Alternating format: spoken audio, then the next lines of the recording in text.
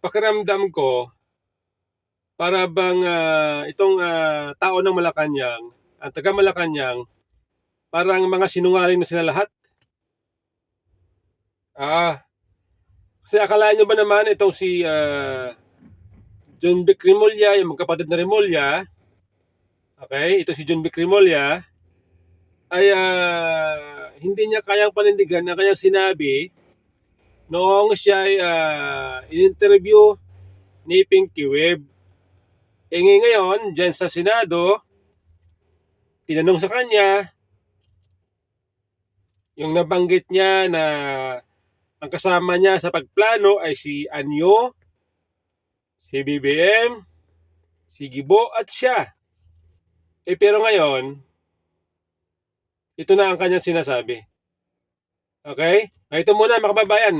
Ito muna yung video na kung saan in-interview siya ni Pinky Web. Diretso yan. Ito po, pakinggan po ninyo mga kababayan. How many policemen were deployed in this whole everything, sir, from the airport to Villamor to Camp Crame? Oh yeah, it's not as simple as the airport. So in the airport we had 1,500 men. We didn't want a Ninoy Aquino scenario to occur, so we were very sure of the security. Sa Malacanang there was another 1,000. In Crame the usual lang ang Crame at saka yung veterans. So veterans had maybe 200. Veterans dahil? Just in case that he sakaling. felt sick, may dadalhin siya kagad doon. So, And in Villamor, how many were there? Villamor maybe, kasi contingent sa airport yan eh. So 2,000 all in all in the air na Villamor premises. I see. So I want to go back to that video, no? So when that happened, nagkabukol po yung staff na policewoman, and there was also a statement made by the spokesperson of the PNP, General Jean Fajardo, and she said this: lahat ng pagmumura, panlalait, tinanggap ng kapulisan, and they still managed to exercise maximum tolerance with all the policemen and policewomen that were involved in this. Were you happy? Were you satisfied? Oh yes, sino man di matutuhan yan. Yung mga Duterte supporters? Kasi hindi expect mo na lalaban sila eh, na magkakagulo. But they all followed instructions, maximum tolerance, all courtesy given. They offered them, lahat ng accommodations na hiningi nila, binigay. Anong pagkain gusto nila. Humingi siya ng kama para magpahinga, binigay sa kanya. Aircon naman yung kama. He asked to see his lawyers, dumating naman. So, binigay naman sa kanya lahat ng courtesy. Okay, when you say that, sir, yung mga abogado niya nasa labas ng Villamor Air Base, ayaw papasukin eh. Ando doon si ES Medialdea sa loob. ES Medialdea. Andun din si Attorney Delgra sa loob. Yes. Yes. Pero meron pa pong ibang abogado. I guess that's what I wanna find out. Hindi na pwede yun. There was an operational risk kung papapasok ka ng ibang tao pa. Everyone who was with him in his party arriving from Hong Kong were allowed to join him. Okay, so let's go back to that. Paglapag po niya, sino ho ang sinabing maaaring pumili na sumama sa dating Pangulo sa Villamor Air Base? Who was given authority to say, you can bring this, and this person? Lahat sila pinayagan. Lahat ng kasama niya sa aeroplano, I think they were a party of 12, if I'm not mistaken. Sumama sa coaster at sumama sa Villamor. Lahat po yun? Lahat sila. Wala pong naiwan? Walang naiwan. Okay. And was that the plan from the very Yes, beginning? from the very beginning. What was, and who was really on top of this? Kayo ho ba? Because during the press conference of the President, it was you and the President. Yes. So ikaw ho ba nagplano ng lahat ng ito? Hindi naman. It was a group effort. Secretary Chidoro was there. Secretary Anyo was there too. And the President and I. So, hindi naman ako. Ako lang ang natira last man standing doon sa Malacanang. Kasi Secretary Chidoro was working out of his office sa Camp Aguinaldo. Secretary Anyo, of course, his specialty is intelligence. So, he was gathering all the information in his source, in his location. So, ako lang ang nasa Malacanang.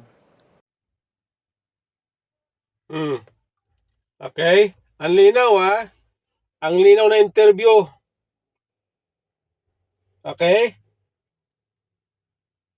Malinaw po ang interview ni Pinky Web. Hindi rin pinipilit si Jonvic Remulla. Okay? At sinasabi pa nga niya, yung pulis, 2,000 sa 2,000 all in all sa may Villamor, 1,000 sa airport, 1,000 sa Malacanang, at 200 sa veterans. Sa makatuwid, ang pulis na mobilize nila ay 4,200. So ibig sabihin yan, pinaghandaan nila. At yung ang pulis sabi, yung pulis doon na kung saan nakapaligid doon kay dating Pangulong Duterte, puro babae. At yun daw po ay sinadya, sabi. Sabi ni Jonvic eh. O ngayon, tinatanong siya ni Pinky Web, sino-sino yung makasama mo? Ikaw lang ba? Hindi, sabi niya. Kasama daw niya si Group Effort, sabi niya, Group Effort. Group Effort daw sila. Si BBM, si Anyo, si Gibo Chodoro at siya. Pero ngayon, diyan sa Senado, iba na po ang sinasabi dito si Jonvic Remulla. Okay. And was that the plan from the very Yes, from the beginning? very What was, and who was really on top of this? Kayo ho ba? Because during the press conference of the president, it was you and the president. Yes. So ikaw ho ba nagplano ng lahat ng ito? Hindi naman, hindi naman. It was a group effort. Secretary Chodoro was there, Secretary Anyo was there too, and the President and I. So hindi naman ako. Ako lang ang natira last man standing doon sa Malacanang. Kasi Secretary Chodoro was working out of his office sa Camp Aguinaldo. Secretary Anyo, of course, his specialty is intelligence, so he was gathering all the information in his source, in his location.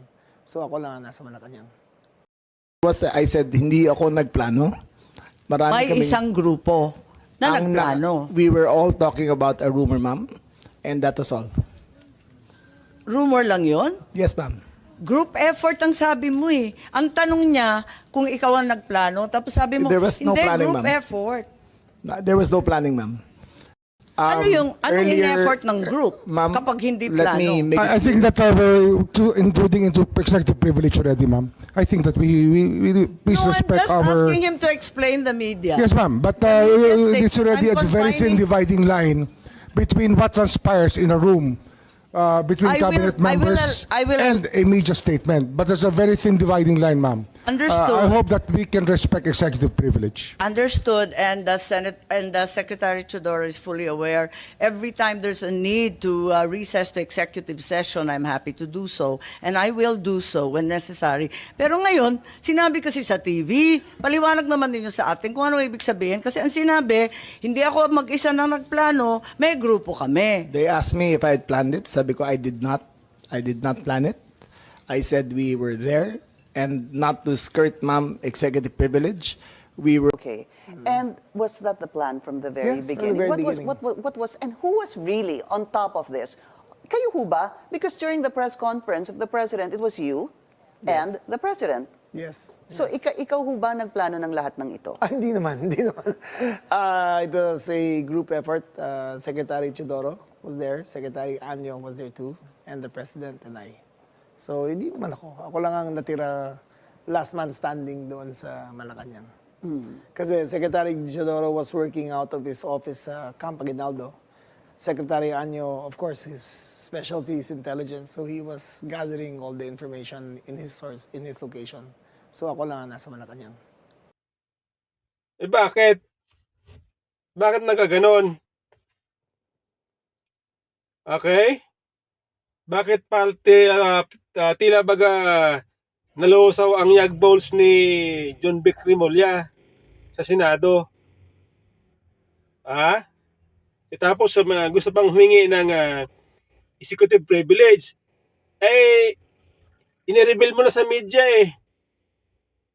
Kaya nga nalaman natin yan dahil inireveal mo sa media, Mr. Jonvic Remulla, ikaw ang may kasalanan yan. Ngayon, sa sarili mo, nilaglag mo. hindi mo kayang panindigan, ay yan po ay kaduwagan. Ay alam ko na kung bakit.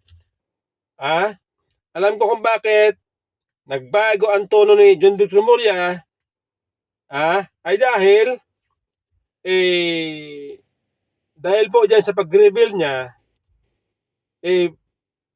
pwedeng maging ebidensya, pwedeng magamit sa kaso laban sa kanila.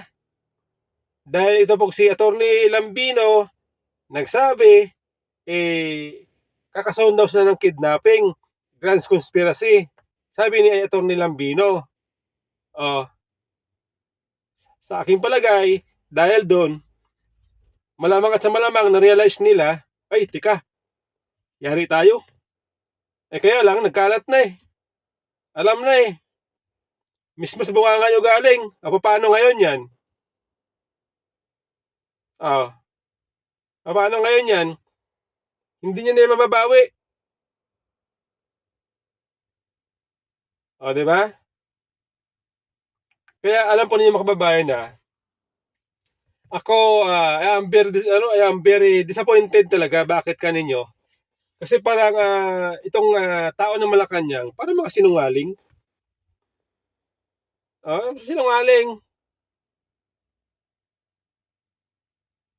Okay? Hindi na kapanipaniwala ka nila mga sinasabi. Sila mismo lang nagsasabi, tapos babawiin nila bandang huli.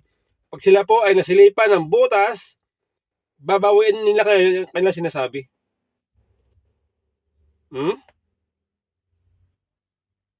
Di ba?